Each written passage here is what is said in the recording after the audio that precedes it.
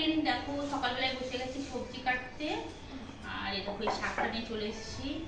বিদেশের বাজারে জানো তো শাক পাতা পাওয়া কত দায়, টাটকা শাক পাতা। তো এই দেখো কলমির শাক পেয়ে গেছি অনেক দিন পর, আর লোক সামলাতেও পারলাম না, নিয়ে চলে এলাম। আজকে বানাবো কলমির শাক।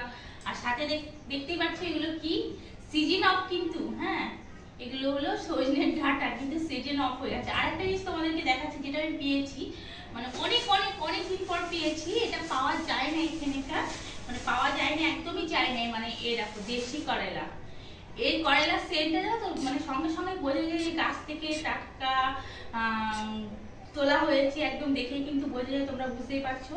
আর একদম ছোট ছোট ছোট ছোট, আর খুব সুন্দর সেন্ট, যে উচ্ছে সেন্টটা না, সেই সেন্টটা কিন্তু এর থেকে বেরিয়ে আসছে। আর বড় বড় গুলো তোমরা জানোই যে ওগুলো কিন্তু সবসময় পাওয়া যায় হাইব্রিড গুলো, কিন্তু এগুলো কিন্তু একদম দেশি, মানে একদম দেশি, মানে কি বলবো তোমাদেরকে। তো আজকে এর জন্য ডাটা দিয়ে, উচ্ছে দিয়ে, আলু দিয়ে সর্ষে করব, আর করব শাক, সাথে হবে কুমড়ো ভাজা। তো পুরো ভিডিওতে থাকো, দেখতে থাকো আর সাথে থাকো। ওকে দেখো স্নান টান করে চলে এসেছি খেতে, খুব খিদে হয়ে গেছে। আর দেখো আজকে শনিবার, তো কি কি রান্না করেছি দেখো, কলমি শাক ভাজা, আর এটা আছে কুমড়ো টমেটোর তরকারি, আর এটা করেছি ডাঁটা আলু উচ্ছে দিয়ে সর্ষে।